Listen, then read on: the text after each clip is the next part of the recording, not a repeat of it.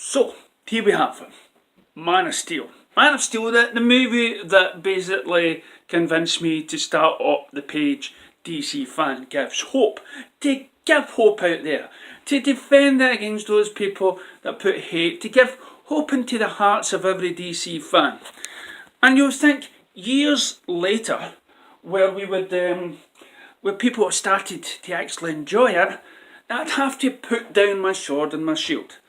But no, that's not the case. So I'm getting tired of spawning this sort of hope for people. So instead, what I'm doing just now is I'm changing my whole attitude. I'm going to be changing the page. Instead of hope, I'm going to actually fight back. More like a DC vigilante.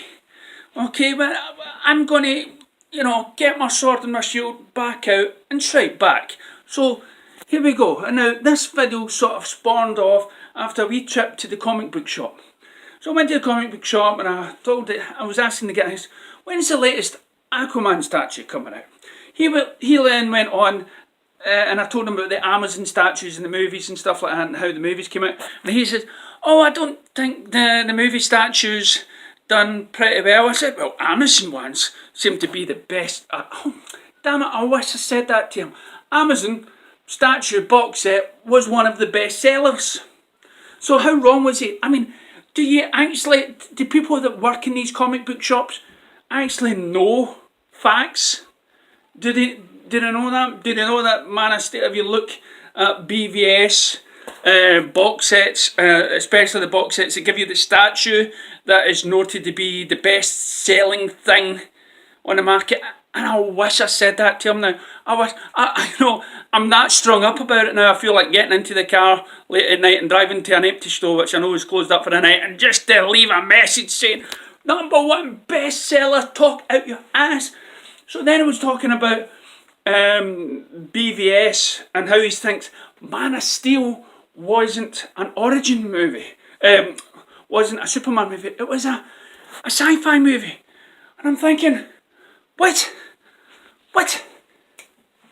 Superman as an alien? He also said, I was trying to tell him how easy it would be to make a film about these superpowered beings. And you don't need the big special effects and stuff like that. And then he went and says, oh, well, Green Lantern, all you have to do would be a space detective thing. Sci-fi. Would that be too sci-fi for him, do you think? Well, Superman as an alien, he comes from outer space. Of course, you've got to have some sort of... Surprisingly, I believe I've come across people that don't realise that Superman's an alien. And that crashing onto a planet, right? Onto a planet and be trying to blend in as a human being isn't as easy as you think, especially if you've got all these superpowers.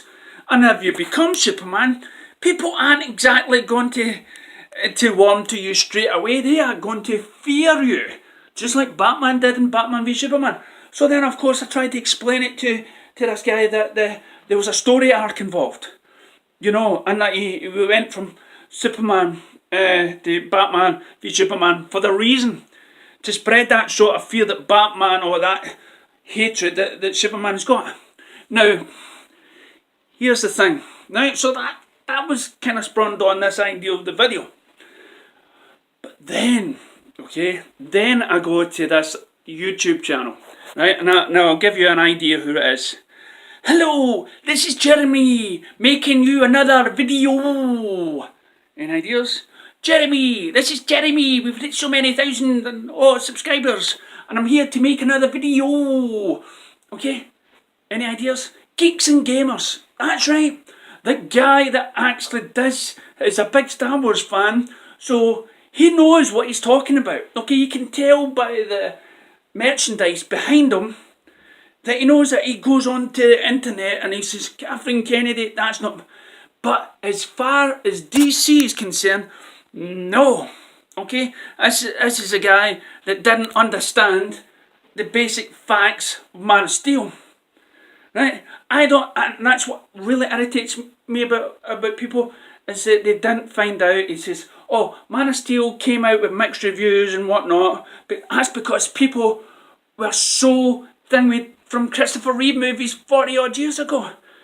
A lot of people don't like Superman because they feel that Superman especially is only like one-dimensional. Mr. Blue Boy Scout. Okay?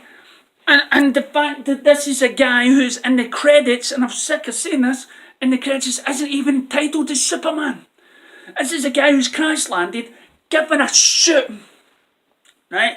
Around about his 20th birthday or so, right? He's given a suit, and he's found himself all these powers, and the people that he actually feels he could connect to from a different planet wants to destroy it. His own people, the people that can actually feed him more about the history on this planet, people he could belong to, and he's got to make that choice between fighting them and fighting for a world that might not want him, giving him debate, grounding this superficial hero, right? Giving this person dilemmas, worry, anguish, and stuff like that. You know, he actually sees that this guy has feelings in Man of Steel.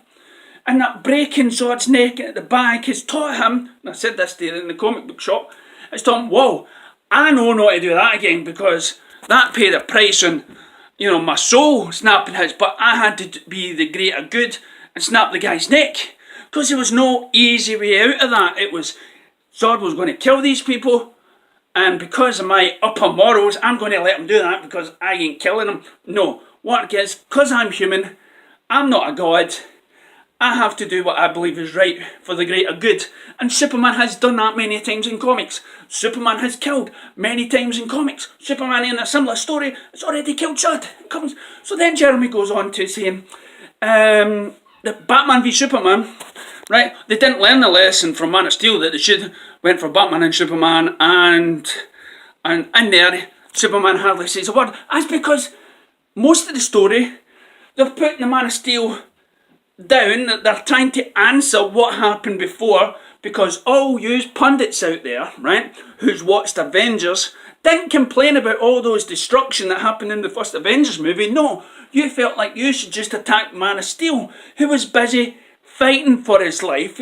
Okay, he's fighting for his life. He doesn't have time to suddenly stop and fly about and save buildings and people when there's a whole group of his superpowered friends wanting to destroy the world. He hasn't got time to save everybody. When he does save somebody, it's because he does have that split second of time. But he's just new to the job. He doesn't know how, he could end up flying up and breaking somebody's back. Then, of course, you get people that complain about a guy shoving one person through the wall in BVS. He's not shoving through the wall, he's put his head, shoulder back. We don't need to explain it. If you think he killed him, that's because you're deluded that way, because it wasn't your way.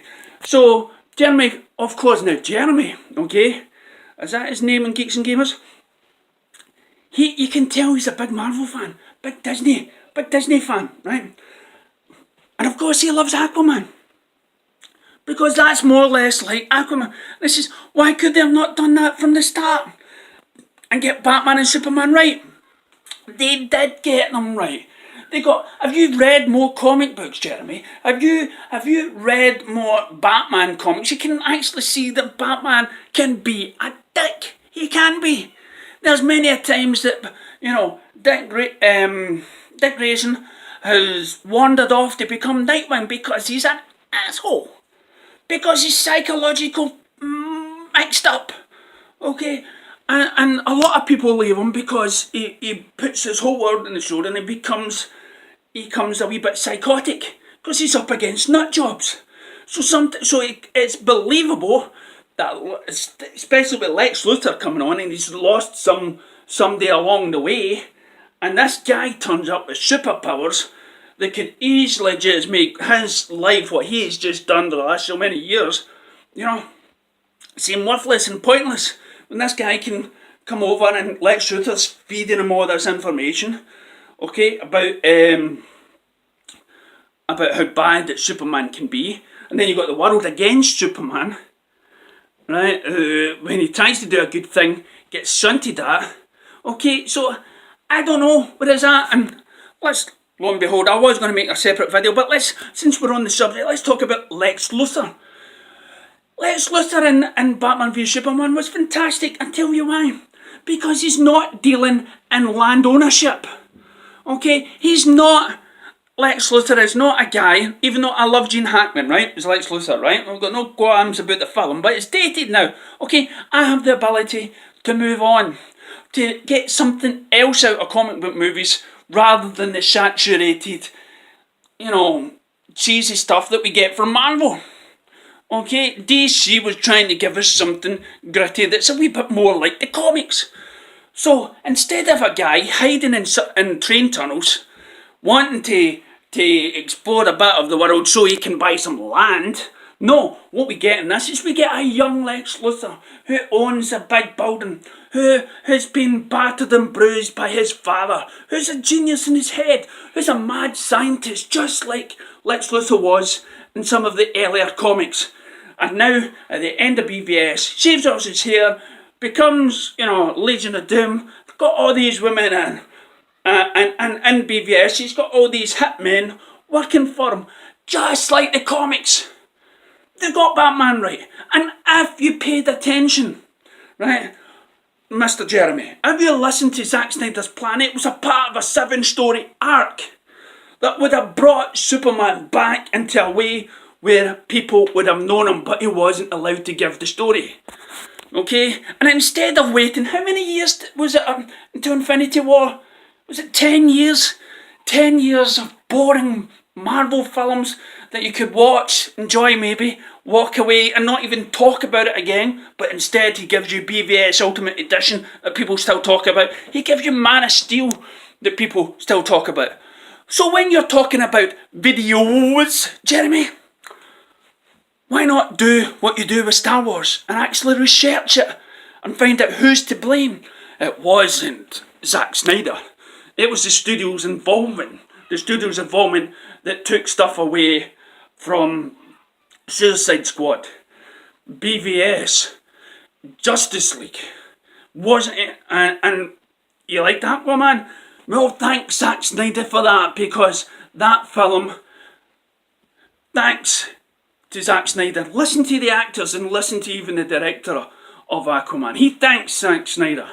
So, Man of Steel is a Superman movie. Even though he's not credited at the end, he's credited as Clark Kent and Kal-El. But he's not become Superman yet. And he hasn't got through that thing, but by the time he goes and kills Doomsday to save the world, that's him becoming Superman. That's him becoming the person that we all know that has made the world stand, unite, and be one for Superman. Because they know they can trust an alien. Not just because it's a sci-fi movie, it's because it's an origin movie, just like Aquaman.